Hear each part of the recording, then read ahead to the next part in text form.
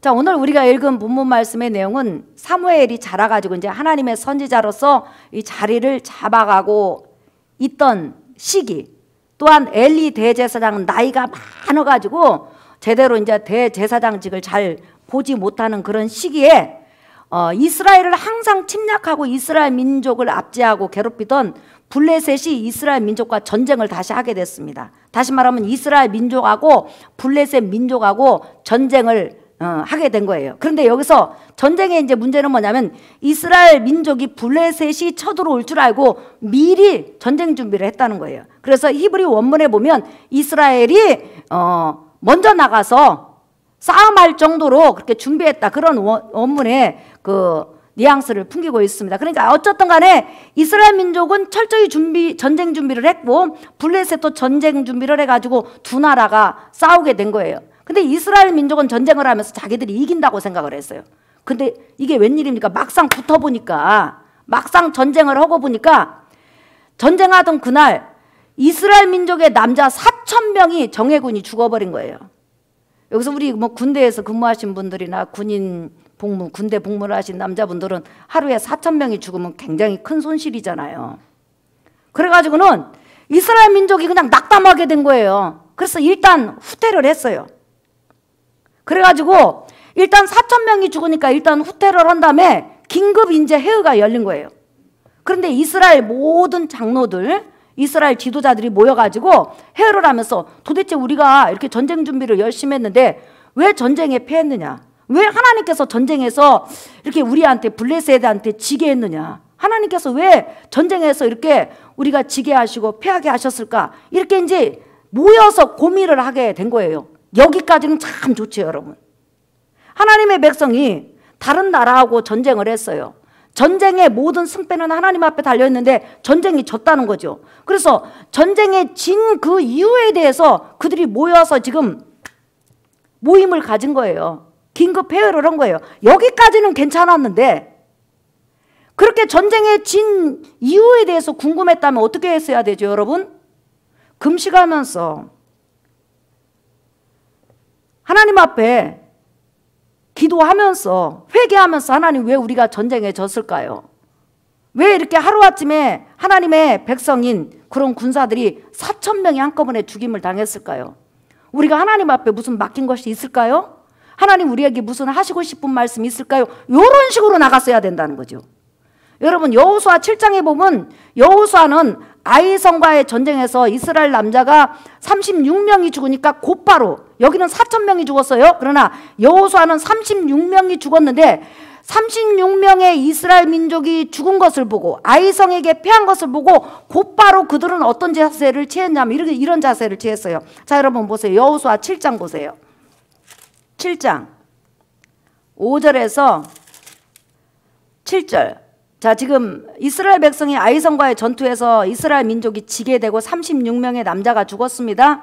그 전쟁에 패한 것을 보고 여호수아와 장로들이 취한 태도를 한번 보세요. 자, 7장 5절 읽어볼까요? 시작. 아이 사람이 그들을 36명쯤 쳐 죽이고 성문 앞에서와 스바림까지 쫓아가 내려가는 빗달에서 쳤으므로 백성의 마음이 녹아 물같이 된지라. 시작. 여호수아가 옷을 찢고 이스라엘 장로들과 함께 여호와의 궤 앞에서 땅에 엎드려 머리에 티끌을 뒤집어 쓰고 저물도록 있다가 그랬죠. 자, 여러분 전쟁에 지니까 여호수아와 그 다음에 이스라엘 장로들 또한 그 지도자들이 전부 다 모여서 금식하면서 하나님 앞에, 하나님 우리를 불쌍히 여기소서. 우리가 왜 전쟁에 졌습니까? 전쟁을 이기게 하고 지게 하는 것은 하나님 손에 있는데 왜 지게 했습니까? 그 전쟁에 진 이유에 대해서 하나님 앞에 지금 금식하고 회개하면서 기도하잖아요. 그때 하나님께서 왜 졌는지에 대해서 이야기를 해줬어요. 이렇게 아간이 범죄를 해서 너희가 전쟁에 졌다, 이렇게 함으로 인해서 그 제 문제를 해결하고 나중에 전쟁을 하니까 전쟁에 이겼잖아요. 그런데 지금 사무엘이 선지자로서 세움을 받았을 때 엘리 대제사장이 지금 늙어갖고 대제사장으로 있을 때, 그러니까 지금 여호수아 요 사건하고 수백 년이 흐른 다음에 지금 사무엘 선지자 때는 블레셋하고 이스라엘하고 전쟁을 해갖고 한 날에 군사 4,000명이 죽었는데 그들이 모이기는 모였어요. 모이기는 모였는데 모여가지고 무슨 짓을 했냐? 금식하면서 회개하면서 하나님을 찾은 것이 아니라 인간끼리 회의를 한 거예요. 우리가 왜 졌을까? 자기들끼리 회의하는 거죠. 장로님, 우리가 왜 졌을까요? 그러니까 A라는 장로님이, 내가 생각할 때는 군사의 전술이 좀 부족한 것 같아요. 아니, 장로님은 우리가 왜 졌는지 한번 생각해 보세요. 제가 생각할 때는 우리가 좀 방비가 허술했던 것 같아요. 아닙니다. 제가 생각할 때는 저 블레셋 군대 보세요. 블레셋 군대는 전쟁을 할 때 자기 신을 모시고 왔잖아요. 근데 우리는 여호와 하나님을 상징하는 그런 것을 안 들고 왔잖아요. 그러니까 진 거 아닙니까? 이렇게 해가지고 이제 하나님 앞에 회개하고 금식하고 하나님의 음성을 기다리고 하나님 앞에 머리를 숙인 것이 아니라 인간의 잔머리들이 모여서 회의를 한 거예요. 여기서 중요한 게 있죠. 하나님의 사람은 어려움을 당할 때 먼저 하나님 앞에 엎드려야 될 줄 믿습니다. 이제 그래서 회의를 하다가 보니까 결론이 어떻게 됐냐? 우리도 하나님을 전쟁에 모시고자. 고대 전쟁은 각 나라 신을 신상으로 만들어갖고 전쟁 때 모시고 오거든요. 근데 이스라엘 민족은 그냥 전쟁에 나가잖아요. 하나님 형상이 없으니까. 그러니까 그들이 고민을 하다가 그러면 우리도 하나님을 모시고자. 그럼 어떻게 모시고냐? 바로 하나님 성전 지성소에 있는 법궤가 있지 않느냐. 하나님의 언약궤가 있지 않느냐. 자, 법궤가 어떻게 생겼냐면 저렇게 생겼어요. 여러분 잠깐 봐주세요. 저렇게 생겼어요. 금으로 쌓여 있어가지고요. 저 위에 천사 둘이 있고 그 속죄수라고 써있죠. 그 천사 밑에다 짐승의 피를 1년에 한 번씩 뿌리는 거예요. 제 문제를 해결하기 위해서. 저게 법궤예요. 한번 따라 합시다. 법궤. 다시 한번 하나님의 언약궤. 예. 법궤 또는 하나님의 언약궤라고 그래요. 또는 언약궤. 여러분이 꼭 기억하세요. 법궤, 하나님의 언약궤, 예, 또는 언약궤 이렇게. 예. 저거 갖고자. 이스라엘 백성에게 있어서 하나님 지성소에 가가지고 저 법궤를 꺼내가지고 전쟁에 온다는 것은 있을 수가 없는 거예요. 하나님의 법궤는 지성소에 그대로 있어야 되는 거예요. 근데 전쟁에 지니까 갑자기 인간들이 모여서 잔머리로 회의를 하다가 갑자기 기상천외한 그런 아이디어를 생각한 거예요. 그래가지고 1년에 딱 한 번씩 대제사장이 그것도 송아지를 잡아서 피를 가지고 자기 제 문제를 해결하고 그 다음에 다시 와가지고 1년에 한 번씩 백성의 제 문제를 해결하기 위해서 그 들어가는 1년에 딱 대제사장도 한 번만 들어가거든요. 그런데 갑자기 하나님이 명하시지 않는 그날 그냥 자기들이 그냥 그 법궤를 가서 이제 지성소에서 꺼내갖고 온 거예요. 꺼내갖고 와갖고 짊어지고 와가지고 전쟁하는데 전쟁터에 이제 모시고 온 거예요. 쉽게 말하면 가지고 온 거예요. 가지고 오니까 갑자기 첫날 전쟁을 해갖고 1차 전쟁 때 4,000명이나 죽어가지고 전의를 상실하고 그냥 코가 완전히 빠져있던 이스라엘 민족이 드디어 여호와 하나님이 왔다. 저 법궤, 저 언약궤는 하나님의 임재를 상징하고 하나님이 함께한다는 그런 상징이 아니냐. 그렇다면 법궤가 오니까 하나님도 따라왔을 것이다. 하나님도 전쟁하러 오셨다. 그러면 여호와 하나님보다 전쟁에 능한 신이 어딨냐? 이제 우리는 전쟁에 이기게 됐다. 할렐루야 하면서 이제 그 전쟁에 임한 이스라엘 백성이 전의를 상실했다가 전에는 갑자기 춤추며 난리가 난 거예요.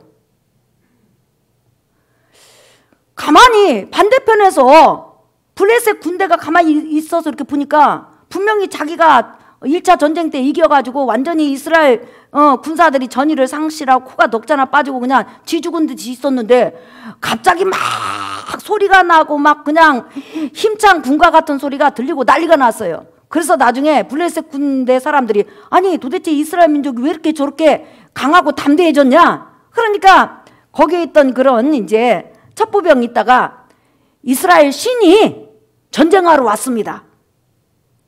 그러니까 이제 블레셋 군대는 하나님의 법궤가 하나님이라고 생각하는 거죠. 여호와 하나님 저렇게 생겼구나. 이제 블레셋 이방인 사람이 그렇게 생각한 거예요.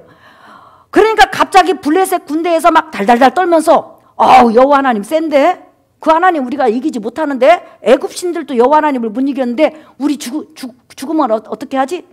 어차피 죽느니 그냥 목숨 걸고 싸우자. 이렇게 해가지고 블레셋 군대 사람들이 어차피 싸워서 죽을 것 같으면 죽다 싸우자 해가지고 전쟁을 했는데 여러분 이게 웬일입니까? 하나님의 법궤를 앞세우고 전쟁을 한 이스라엘 백성이 인간적으로 보면 이겨야 되잖아요. 그런데 저도 얼마만큼 졌냐면 완전히 참패를 해가지고 하루아침에 그날 전쟁에 정예병 군사 3만 명이 죽어버린 거예요. 그 전날보다 몇 배나 더 죽은 거예요, 여러분. 7배도 더 죽었죠. 4, 7은 28. 그죠? 7배 반도 더 죽었죠. 완전히 전쟁에 져가지고요, 이스라엘 군대가 와해돼 버렸어요. 나머지 살아있는 사람 뿔뿔이 다 도망가 버렸어요. 그러니까 전쟁을 하면 전쟁 물자 이런 것들 다 뺏겼을 거 아니에요. 그래가지고 이제 블레셋이 완전히 이스라엘을 압제할 수밖에 없는 거예요. 근데 중요한 것은 뭐냐? 하나님의 임재를 상징한다는 그 하나님의 법궤를 블레셋 군대가 뺏어가 버린 거예요. 그러니까 하나님 성전에 가장 하나님 성전에서 중요한 성물인 하나님의 법궤가 지성소에 없어지게 된 거예요. 이스라엘 백성이 애굽에서 나와가지고 지금까지 그런 일이 없었잖아요. 하나님 성전에 하나님의 법궤가 없어져 버리고 그 법궤가 어디로 갔어요? 다른 민족으로 지금 실려간 거예요. 이스라엘 백성에게는 하나님의 법궤가 없는 거예요. 그러면 여러분, 하나님의 법궤가 없으면 이스라엘 백성에게는 어떻게 될까요? 응? 이스라엘 백성에게 하나님의 법궤가 없고 지금 블레셋한테 뺏겼잖아요. 그래가지고 하나님의 법궤가 하나님 성전에 없었다는 거예요. 이게 얼마나 기가 막힙니까, 여러분? 그러면 하나님 법궤가 없으면 여러분 어떻게 될까요? 한번 따라합시다. 하나님 앞에 제사를 드릴 수 없다. 시작. 하나님 앞에 제사를 드릴 수 없다. 자, 여러분, 아까 법궤를 보세요. 법궤. 예, 법궤 보여주세요. 저 법궤 있죠? 저게 법궤예요. 근데 저 법궤 안에 뭐가 들었냐면 십계명이 들어있어요. 저 십계명. 십계명이 뭐냐면 나의 다른 신을 두지 말라, 이런, 예, 저 속에 들어있어요. 그 다음에 이스라엘 백성이 광야에서 먹었던 만나를 담은 항아리, 그 다음에 아론의 쌍난 지팡이가 있었지만 나중에 그것들은 없어지고 계속 남아있는 것은 십계명이에요. 예. 그러니까 자, 이제 법궤를 보여주세요. 저 법궤 안에는 저 십계명이 이렇게 들어있는 거예요. 그런데 중요한 것은 뭐냐면 저 법궤는 하나님의 임재를 상징하는 그 의미보단도 아까 뭐라고 했냐면 하나님의 언약궤, 또한 언약궤라고 그랬죠. 한번 따라합시다. 언약궤. 언약궤라는 것은 뭐냐면 하나님의 약속이 있는 궤라는 뜻이에요. 한번 따라합시다. 하나님의 약속이 있는 궤. 시작. 언약이라는 것은 하나님이 말씀으로 약속하신 거라는 거잖아요. 근데 하나님의 약속이 있는 궤라는 거예요. 그러면 저 하나님의 약속이 있는 저 법궤는 무슨 뜻이냐면 이스라엘 백성이 죄를 짓잖아요. 그러면 제사 중에서 가장 기본이요. 1년 동안 죄를 짓잖아요. 그러면 1년 동안 온 백성이 지은 죄를 전부 다 총괄해가지고 7월 10일 날 그것을 대속죄일이라고 해요. 모든 죄를 전부 다 하나님 앞에 속함을 받게 해서 1년 동안 지은 죄에 대해서 속함을 받게 해서 일단 대제사장 1년에 딱 한 번만 저 법궤 있는 지성소에 들어가요. 그래가지고 먼저 자기가 죄인이니까 자기 죄를 위해서 송아지를 잡아가지고 피를 저 속죄소 위에다 뿌려요. 저 보세요. 속죄소 위에 보이죠? 저 법궤 뚜껑을 속죄소라고 그래요. 법궤 뚜껑 보여주세요. 여러분 보이죠? 저 속죄소 천사가 이렇게 했는데 이제 그림 다시 보여줘요. 속죄소 저기다가 송아지 피를 이렇게 뿌려요. 그래가지고 자기 죄를 용서받은 다음에 그리고 나와가지고 온 이스라엘 백성이 1년 동안 지은 죄에 대해서 염소를 잡아가지고 거기다 속죄소다 뿌리고 나서 하나님, 이스라엘 전 민족이 1년 동안 지은 죄, 마음으로 생각으로 육체로 다 지은 죄를 지금 우리가 이 염소의 피를 의지해서 하나님 앞에 용서를 빕니다. 이렇게 대제사장이 하나님 앞에 제사를 드려요. 그러면 하나님께서 제사를 받으면 제사를 받았다는 사인을 주세요. 에? 그 사인이 뭐냐면 거기서 안 받았으면 하나님께서 음성을 들려주지 않는데 거기서 제사를 딱 받으면 구름으로 응답을 하든지 아니면 다른 방법으로 응답을 하든지 응답을 해요. 그러면 대제사장이 1년에 딱 한 번이에요. 근데 1년치 지은 죄예요. 그 성전을 딱 나와가지고 백성들을 향해서 뭐라고 하냐면 하나님께서 우리가 1년 동안 지은 죄에 대해서 용서하셨다. 이렇게 선언을 해요. 선언함과 동시에 바로 이어지는 것이 뭐냐면 하나님께서 지금까지 우리가 1년 동안 지은 죄에 대해서 용서하셨고 앞으로 하나님께서 또 1년간 다음 대속죄일이 될 때까지 나와 여러분을 축복할 겁니다. 이 축복의 약속이 있는 거예요. 그러니까 뭐냐면 저 법궤는 하나님의 약속이 들어있는데 1년 동안 이스라엘 백성이 지은 죄를 단 한 번만에 딱 용서하는 그 약속이 있어요. 용서를 해주겠다. 십계명을 범한 죄들을 용서해 주겠다. 그 다음에 두 번째는 용서해 준과 동시에 내가 이 백성과 더불어서 함께 할 것이고 이 백성을 내가 축복한다. 그래서 하나님 대신에 대제사장이 그 7월 10일 날 제사를 드린 다음에 성전에 딱 나와가지고 두 손을 들고 축복하는 축복 내용이 뭐냐? 바로 이거예요, 여러분. 민수기 6장 보세요. 예, 그래서 바로 언약궤, 하나님의 약속이 있는 궤라 이 말이에요. 자, 민수기 6장 22절에서 27절까지 속죄일 때 1년 동안 지었던 죄에 대해서 전부 다 용서를 받고 나와가지고 축복해 주는 거예요. 여호와께서 모세에게 말씀하여 이르시되 아론과 그의 아들들에게 말하여 이르기를 너희는 이스라엘 자손을 위하여 이렇게 축복하여 이르되 여호와는 내게 복을 주시고 너를 지키시기를 원하며 여호와는 그의 얼굴을 내게 비추사 은혜 베푸시기를 원하며 여호와는 그 얼굴을 내게로 향하여 드사 평강 주시기를 원하노라 할지니라 하라. 그들은 이같이 내 이름으로 이스라엘 자손에게 축복할지니 내가 그들에게 복을 주리라. 그러니까 언약궤는 뭐냐면 여러분 하나님 앞에 1년 동안 지은 죄에 대해서 제사함을 받고 그 다음에 제사함을 받은 다음에 대제사장이 성전에 제사를 마치고 이스라엘 모든 백성에게 하나님이 우리가 지었던 모든 죄에 대해서 용서하셨습니다. 그리고 나는 하나님의 이름으로 여러분을 축복합니다. 하나님께서 1년 동안 여러분에게 복을 주시고 하나님께서 여러분에게 은혜를 주시고 여러분을 지켜주시고 하나님은 여러분을 긍휼히 여길 겁니다. 그 여호와 하나님을 신뢰하시고 1년도 힘있게 사십시오. 이렇게 대제사장의 선언이 떨어지는 것이 바로 언약궤가 하는 일이란 말이에요. 그러니까 언약궤는 하나님의 약속이 있는 게예요. 뭐? 따라합시다. 죄를 용서받고 축복의 약속이 있다. 그렇죠. 예. 그리고 나서 번제단에서는 여러분 각자 자기가 자범죄에 대해서 육체적으로 나타나는 죄에 대해서 제사 드리는 거잖아요. 나의 죄만 내가 제사를 드리는 것이지 이스라엘 백성의 모든 죄를 내가 가지고 번제단에서 드리는 건 아니잖아요. 그죠? 예. 대속죄의 날 7월 10일 때만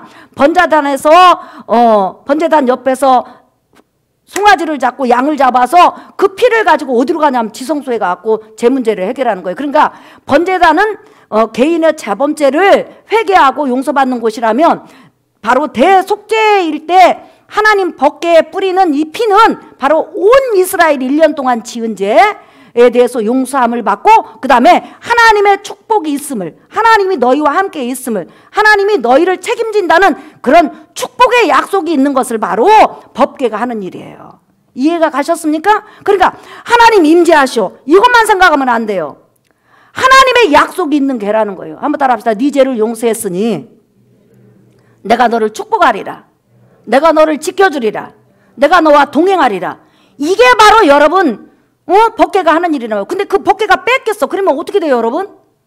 법궤가 없으니까 1년에 한 번씩 1년 동안 지은 죄에 대해서 제사를 드릴 수 있을까요? 없을까요? 없죠. 왜냐하면 법궤 그 속죄소 그 뚜껑에다 피를 뿌려야 되잖아요. 그러면 1년치 죄가 없어져요? 안 없어져요?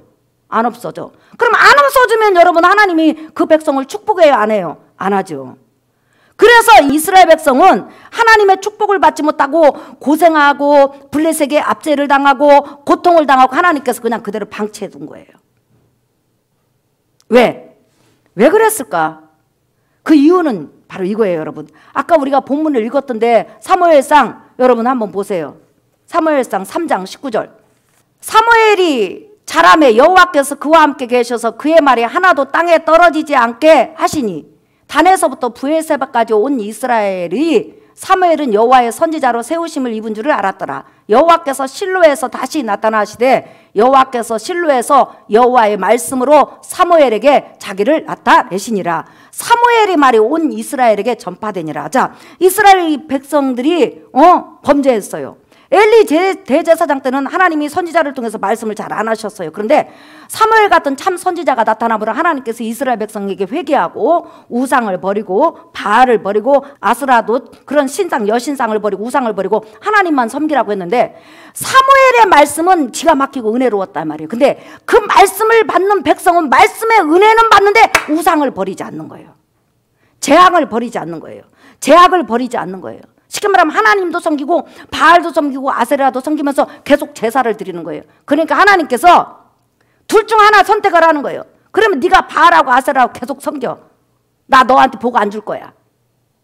이렇게 해가지고 하나님께서 이스라엘 백성이 제사를 안 받고 축복을 미룬 거예요. 완전히 버린 것은 아니고 하나님께서 징계 속에 가뒀다 말이에요. 무슨 말인지 아시겠죠? 예수님께서 아무리 좋은 말씀을 해도 내가 그 말씀을 받아들이지 않고 내가 그 말씀으로 축복을 삼지 않으면 아무 소용이 없는 거예요. 아무리 주의 종이 설교를 잘해도 말씀을 받는 사람의 마음이 여러분이 열려질 때 하나님은 더 큰 은혜를 주신 줄 믿습니다. 그렇기 때문에 사무엘 선지자가 아무리 하나님 말씀을 외치면 뭐예요? 백성이 받아주질 않고 우상을 안 버리니까. 그래서 하나님께서는 이스라엘 백성에 그럼 나 니네 제사 안 받아. 나 너 축복 안 해. 이렇게 갖고 20년간 이스라엘 백성을 블레셋 그 압제 속에 놓은 것을 우리가 볼 수 있습니다. 사랑하는 성도 여러분, 여기서 중요한 게 있어요. 자, 이 법궤는 뭐라고 했어요? 1년 동안 지은 죄에 대해서 완전히 제 문제를 해결해 주고 그 다음에 어떤 기능을 한다고 그랬어요? 죄가 해결되면 제사장이 하나님 대신 이스라엘 백성을 축복하는 일을 한다고 그랬죠. 마찬가지로 히브리서에 보면 예수님은 대제사장으로서 바로 우리 죄 대신 제물이 되시고 그 다음에 하나님의 법궤에 가서 자기 자신의 피를 뿌렸다고 그랬어요. 그래서 우리가 인류가 지금까지 지어온 모든 죄에 대해서 제 문제를 해결했고 또한 예수님은 완전 무결한 그런 제사장이기 때문에 앞으로 지은 죄에 대해서도 전부 다 죄를 해결했어요. 그리고 나서 그분이 나와서 부활하신 다음에 예수님의 제자들에게 하신 말씀이 있어요. 너희에게 평강이 있을저다. 이게 무슨 말이에요? 하나님이 너에게 복을 주실 거라는 거예요. 하나님이 너에게 은혜를 주실 거라는 거예요. 이제 하나님이 너를 원수 취급하지 않을 거라는 거예요. 하나님과 화목하게 됐다는 거예요.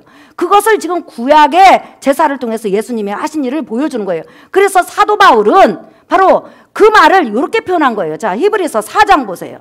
14절에서부터 16절.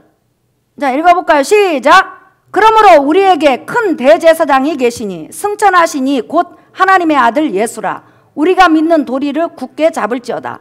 우리에게 있는 대제사장은 우리의 연약함을 동정하지 못하실 리가 아니오. 모든 일에 우리와 똑같이 시험을 받으신 이로되 죄는 없으시니라. 시작. 그러므로 우리는 궁휼하심을 받고, 보세요, 제 문제가 해결됐으니까 궁휼하심을 받고 때를 따라 돕는 은혜를 얻게 하여 은혜의 보좌 앞에 담대히 나갈 것이니라 그랬어요. 그러니까 7월 10일 날 1년치 제 문제가 구약시대 때 완전히 없어진 다음에 하나님은 나 너 축복할 거야.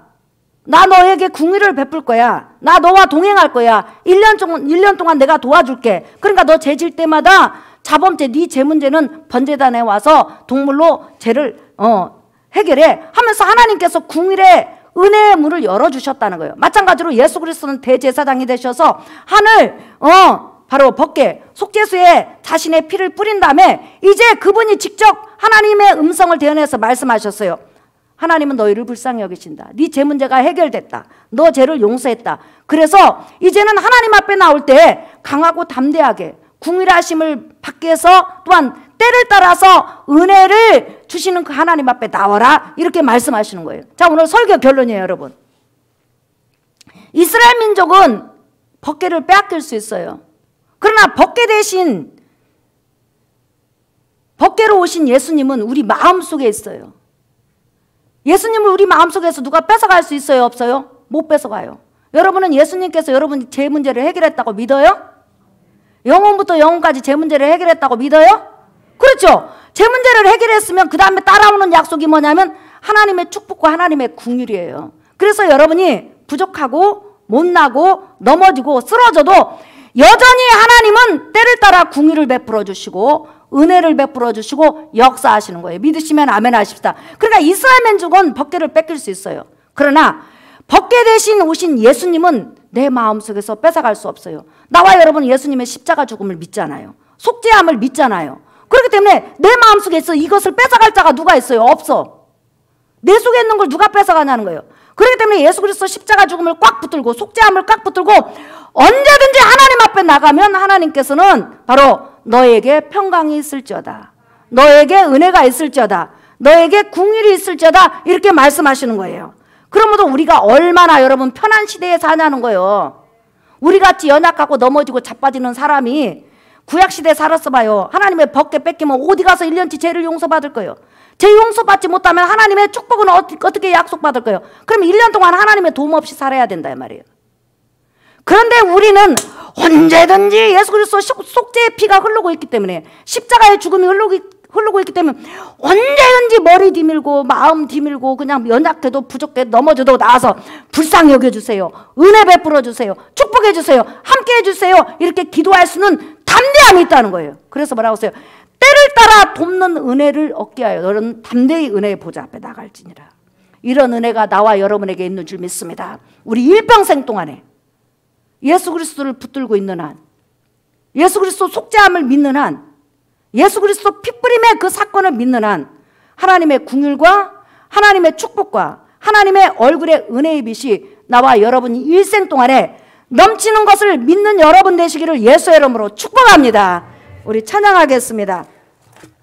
여러분 우리 복음성가 172장 한번 하나님께 올려드려 볼까요? 예. 우리 주님은 여러분 너무 우리에게 자비로우신 분이에요. 여러분 믿으시면 아멘 하십시다. 우리 주님은 무서운 분이 아니라 자비로우신 분이라니까요. 왜 그럴까요? 우리의 연약함을 위해서 그분이 대신 십자가에 죽어주셨기 때문에 그래요. 아멘. 우리 찬양하겠습니다. 복음성가 172장.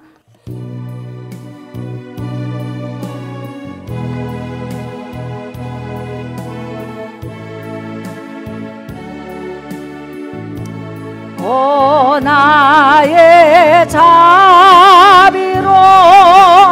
주여, 나의 몸과 영혼을 주님 은혜로 다 채워 주소서.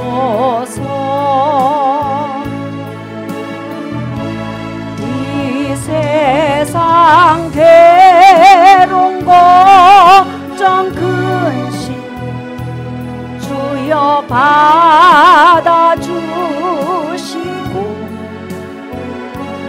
힘든 세상에서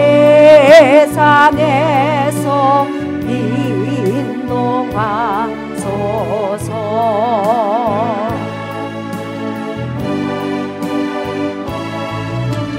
예수,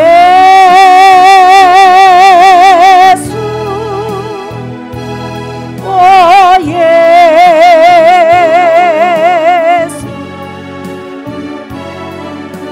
지금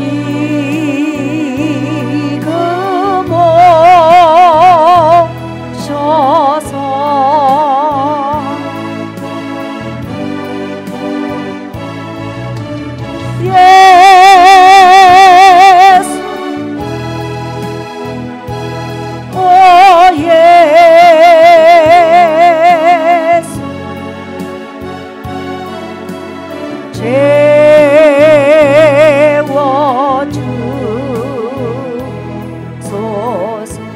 사랑하는 성도 여러분, 예배가 뭡니까? 예배는 내가 구원받은 은혜에 대해서 감사하는 거요. 구원받았지만 여전히 연약해서 쓰러지고 넘어지고, 또한 하나님의 사랑을 의심하다가도 예배 나와서 그 사랑의 확신을 가지고, 그 은혜의 확신을 가지고 하나님이 여전히 나를 버리지 않고 도와주신다는 그런 믿음을 가지고 확신을 갖고 돌아가는 것이 바로 예배입니다. 주님, 저를 사랑해 주셔서 감사합니다. 저를 불쌍히 여겨 주셔서 감사합니다. 이스라엘 백성은 1년치 지나간 죄를 용서받았지만 나의 영원한 죄를, 나의 영원부터 영원까지 죄를 용서해 주셔서 감사를 드립니다. 그리고 나를 불쌍히 여기신다고 약속해 주셔서 감사합니다. 나의 삶을 축복하시고 도와주소서. 자, 우리 주여 두 번 부른 다음에 통성으로 기도하겠습니다. 주여